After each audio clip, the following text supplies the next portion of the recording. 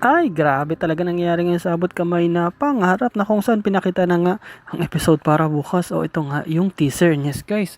Nakita nga dito na ito nga si Carlos is talagang maingat no sa pagsalita niya at medyo na bad trip nga siya kasi nga nandito yung best friend ni Irene at talagang iniiwasan niya at talagang titignan niya kung baka may masabi itong hindi maganda o baka mabuka siya kung hindi talagang mahuli siya nito ni Lynette. At talagang hindi siya umaalis the whole time na nag-uusap sila, nakikinig no.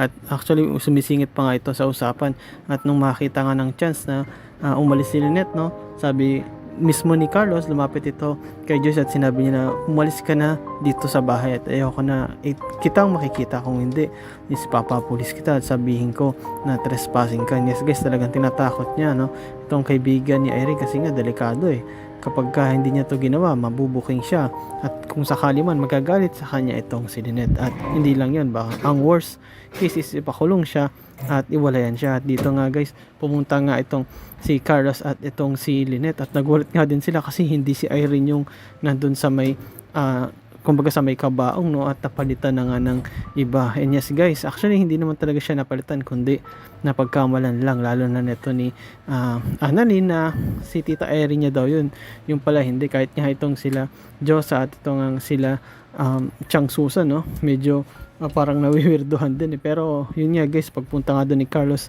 at ni Lynette na confirm nila na hindi talaga yon si Irene at medyo nakampante nga itong si Lynette kasi nga nalaman niya na hindi pala talaga yon si Irene. Ngunit nagtataka pa rin siya, nasa na ba itong si Irene, bakit ba ito nawawala, na kung saan kung kamakainan lang kahit di niya hinahanap kusang nagpa-pop up o kusang na lang nakakasalubong niya, pero ngayon ang hirap no.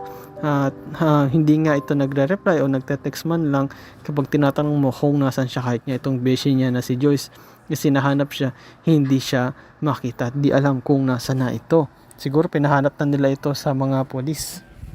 Samantala naman dito guys, ipinakita na ito nga si Carlos is the madam moves na naman. Yes guys, talagang nakita niya kung sino yung nakakalam kung nasan nakatago yung katawan nito ni Irene at alaman niya na dito sa may morgue may isang tatrabaho na nakatagpuan itong katawan mismo ni Irene. Yes guys, at sinasabi pa nga niya na gawin mo ang lahat para ma-dispatch siya itong babaeng to, ito nga si Irene, at ito nga yung pera na ibigay ko sa iyo.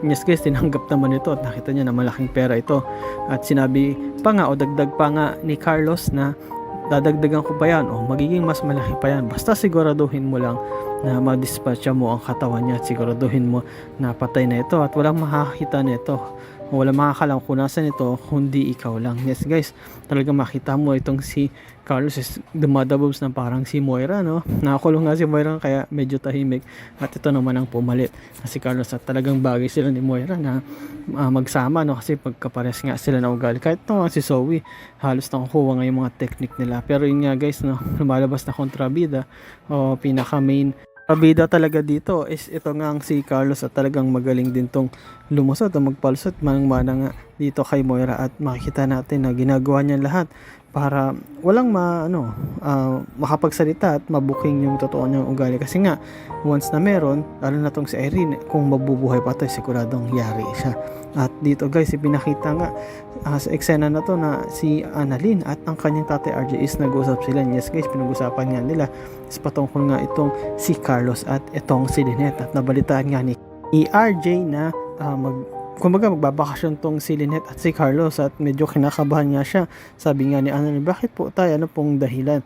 At sinabi nga mismo ni RJ na kasi naisip ko, nakikita ko na tila iba ang ugali ni Carlos at nakikita ko na nasa loob ang kulo niya. And then sinasabi ni Annalyn, ano po inyong ibig sabihin? Ibig ko sabihin, sabi ni RJ na iba yung ugali niya, iba yung pinapakita niya kapag nandyan si Lynette at iba rin pinapakita niya kapag nandyan o wala itong si Lynette. And yes guys, kahit nga na ito si Annalyn, na-experience niya na nga dati yun na iba yung trato sa kanya ni Carlos no, na kapag wala si Lynette at kapag nandyan si Lynette. At makita natin talaga itong si Carlos is iba talaga ang ugali at talagang nasa loob ang kulo niya at gagawin niya ang lahat kahit na magsinungaling, kahit magbayad siya ng mga tao o ubusin niya yung pera niya para lang maging mabango ang pangalan niya. Yes guys, marami na siya nagawang kalokohan no. Dito pa ang last na ginawa niya itong kay Irene na kung saan napatay nga niya ito. Ngunit ginagawa niyang lahat para mapagtakpan at hindi siya mapaghinalaan. Kung kailangan niyang bayaran, kailangan niyang ng pera, ay gagawin niya para lang maging malinis siya sa paningin ng lahat, lalo na sa paningin ni Lynette, at di magselos at makuha niya pa rin si Lynette. Pero this time guys, nakita natin na ito ngang si Lynette is napunta sa isang ospital. Napunta siya dun sa may bandang morgue at nakasalubungan niya itong dalawa, no, na kung saan napansin niya na teka lang, yung hawak-hawak niyo sa amin to, hindi ba kamukha to nung carpet namin? Ngunit sinabi ng lalaki na naka-blue na hindi, baka kamukha lang yan ng katulad doon sa binili ko, kasi marami akong binili niyan, baka magkakaparehas lang sila. Ngunit makita mo na itong si Lynette sinasabi, hindi dito kamukha sa amin to, alam ko yung sa amin, alam ko yung gamit namin dahil lagi ko itong ginagamit doon sa bahay na carpet, at sigurado ako na ito yung carpet na hinahanap ko kasi nawawala ito nung nakaraang araw pa eh. Ngunit itong naka-blue, no, sinasabi niya na hindi, baka kamukha lang kasi hindi naman isa lang yung may ganyan sa buong mundo eh, no. Ngunit tong kasamahan niya is nabuking siya niya, sige, sinabi niya, hindi boss, hindi naman natin binili yan eh, yung gamit na yan ay, di ba, ayun yung ginamit dun sa babae na nakalagay dun sa carpet. And yes guys, narinig ito ni Lynette, at nung narinig niya ito, talagang naging seryoso siya, o serious mode, no, at tinatanong niya talaga sila kung so ibig sabihin akin yan, ayun sinabi ni Lynette, sa amin nga yan. At yung babae ba na sinasabi niyo is ito ba yun? Yes guys, ipinakita niya yung picture ni Irene. Yes guys, makita mo sa mukha ng lalaki na tila ayaw niya magsalita, no? Talagang nagigilty siya kasi nga maalala ninyo, itong lalaking ito ay binigyan ni Carlos ng pera. Sabi nga niya na dadagdagan ko pa yung pera basta i-dispatch mo lang yung babae na yan. At kaya nga medyo dito makapagsalita at nagigilty ito kasi nga alam niya na tama si Lynette, at si Lynette nga mismo is mahuhuli na sila sa kanilang mga ginagawa na kalokohan, no, na kung saan ito nga dito sa morgue is ito yung kumukuha ng mga patay na, lalo na kapag walang nakiklaim. At ito nga si Irene, o bangkay na Irene, is wala pang nakiklaim.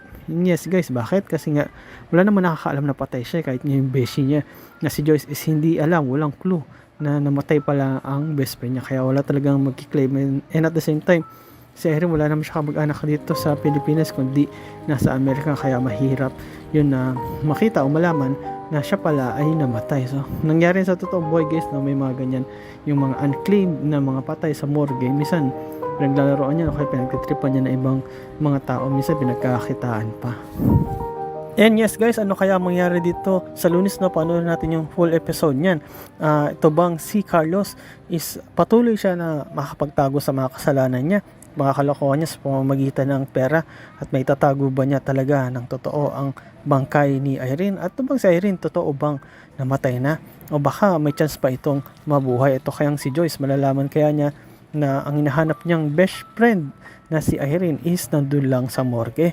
And yes guys, ano kaya ang mangyari dito? Ito kayang si Annalyn at si RJ, ano kayang magagawa nila para ma-warningan itong si Lynette sa totoong ugali nito ni Carlos? At this time guys, ito kayang si Lynette, ay malalaman niya na ba ang totoo na itong ang si Irene is talagang wala na? And yes guys, salamat sa panonood niyo sa aking channel, sa inyong pag-like, pag-comment at pag-share. At yun lang guys, ingat kayo palagi. Bye bye.